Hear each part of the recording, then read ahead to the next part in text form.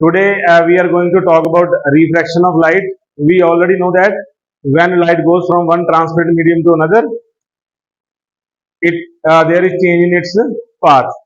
So when light goes from optically rarer medium to denser medium, what happens? Yes. So it bends towards the normal. And when it goes from denser to rarer medium, yes, very good. So today we will see its application. So we are now going to talk about refraction of light through glass slab. So we will see what happens. So let us say that we have a glass slab like this. So I am having a slab. Let us say that light will pass through this length of the medium or this thickness of the medium. I am taking a ray of light that is trying to pass through this medium in this way. But at this place, what will happen is it will suffer refraction because this is air and this is glass. Since we know that this is optically rarer medium and this is optically denser medium, so light will bend towards the normal here. So I am drawing a normal here. So at this place, light will bend towards the normal like this. Now at this point, once again, light is going from denser medium to rarer medium. So we know that it will bend away from the normal. So now it will bend away from the normal. It will bend like this. So it will bend like this. So this is the path that light will suffer now. So what we will see is this is the emergent ray. This is the and this was the actual path of light. So since this is a rectangular surface, it's these two faces are parallel to each other. So we will see that this actual path of the ray and this emergent ray both are parallel to each other. And this distance between these two parallel lines is called as lateral shift. So I am denoting this here. So this distance between the two parallel lines is called as a lateral shift. So lateral shift. So we will measure this lateral shift through a experiment. So let us move on to this experiment. You can come a bit closer so that we all can have a view on this. So I have a glass slab.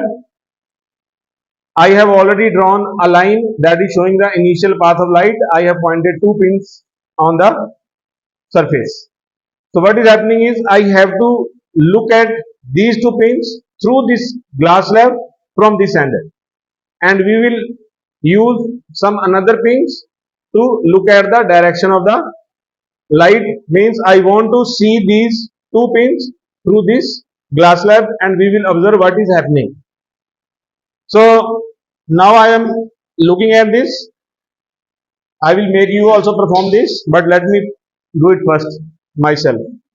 So what I am doing now is I am looking at these two pins through this glass slab and I will point these pins in front of those two pins because I want to look at the array as single line. So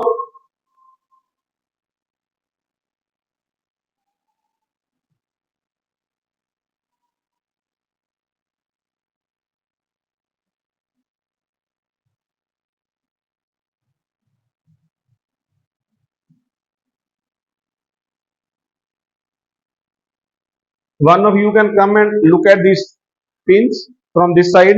Please come and see. These four pins are along the straight line. So they are along the same path.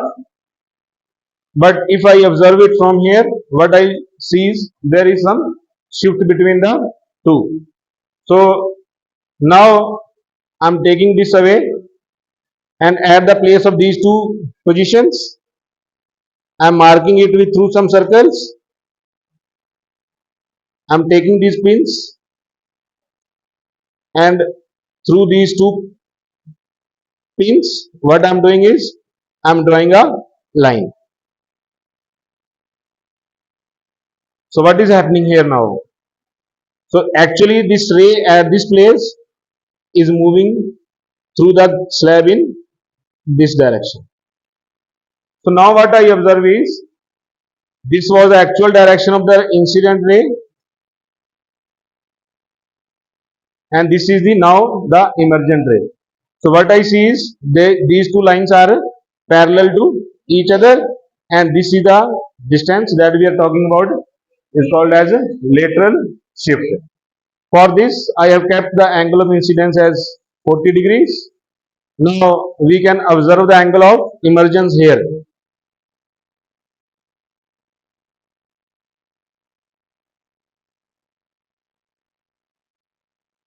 So using this D,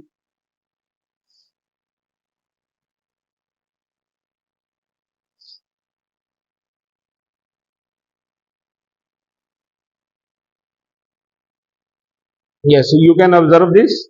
The angle of emergence here is also 40 degrees. Angle of incidence is also 40.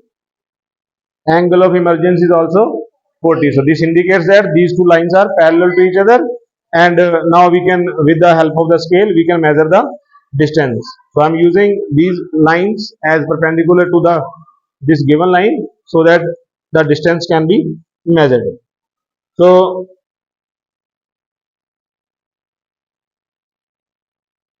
here this distance is 1.2 centimeter.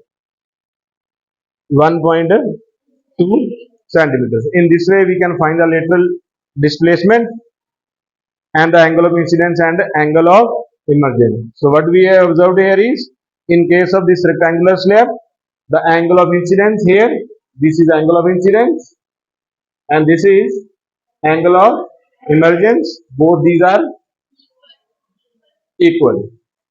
So this is what we have proved through the experiment. Any doubts? So I hope that you understand.